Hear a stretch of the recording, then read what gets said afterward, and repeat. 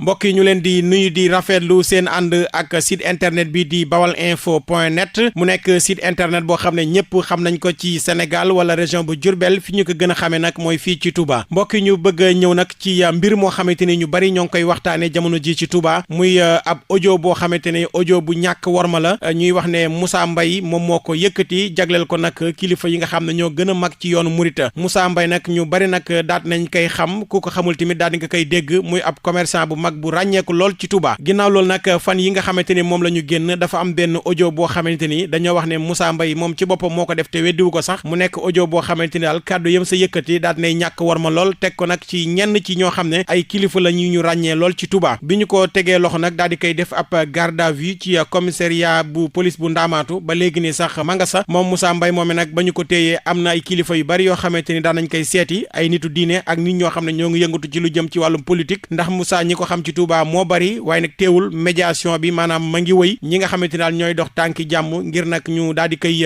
jéggal moom Moussa Mbaye moomee sax ñi nga xam ne ñooy enquêteurs yi daan nañuy pare nag ca déglu ga ñu ko doon déglu li ci desoon rek mooy yóbbu ko Diourbel ngir nag mu daal di janoo ak procureur maanaam ñu yóbbu ko ca parquet tribunal grande instance bu Diourbel loole nag ni ki démb ci àjjuma ji fukki fan ak ñett ci weeru septembre la ñu ko waroon a amal bokkoon na si lim bi nga xam ne ñoo war a dugg ci oto bi ngir dem Diourbel waaye nag ba ñu demee ba nga xamante ni départ rek moo si des si lañ ko daal di génnewaat loole nag dana daal di tax waxtaan week médiation bi gën a nag daal di wëy ci rawatina ci week-end bi ngir nag jàmm daal di mën a am ca mbir moomee ñenn ñi sax jàpp nañ ne nag Moussa Mbaye danañu ko daal di jéggal ndax kilifa yu mag ñoo ngi siy dox tànki jàmm moom Moussa Mbaye moomee nag ci kanamu enquêteurs yi daal dinay nangu audio bi nga xamante ni nag mooy nekk ci réseaux sociaux yi rawatina li nga xamante ni moom mooy WhatsApp daal dinay nangu ne moo ko def waaye nag dafa ne loole lépp daal saytaane rek moom moo ko daal di waral loole nag la daal di wax commissaire Thiombane mi nga xam ne moo jiite police bu Ndaamaatu ba pare nag daal di jéggalu ba fa jéggalu nag daal di yem moom Moussa Mbaye moomee nag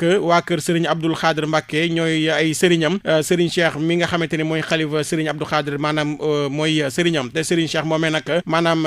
fan yi nekkutoon fi nga xam ne nag moom mooy Touba te ki ñu gën a tooñ nag ci boobule audio bi nekk ci WhatsApp bi kooku nag nee nañu nekkul sax Touba ma nga ca toolam ya nga xam ne moo nekk ca wetu Kaffrine loolee sax tax mbir mi nag xaw a daal di tagga témbe maanaam ci ak tënk daal Moussa Mbaye ab commerçant la boo xamante ni Touba la nekk ñëpp nag daal di koy xam moom nag dafa yëkkati ay kàddu yoo xam ne yu ñàkk warma la jagleel ko kilifa yi gën a mag ci yoonu Mouride loole nag moom daan na si jéggalu bu baax a baax am na ñu bari ñoo ngi si dox ay tànki jàmm jamono ji nag ma ngi ci loxoy yoon maanaam ci commissariat bu police bu Ndaamaatu danañu xool nag wànnent fan lay mujjee ak i bëtam way leen di ànd ak seen site internet bii nga xamante ni mooy bawalinfo.net jaa ngeen jëf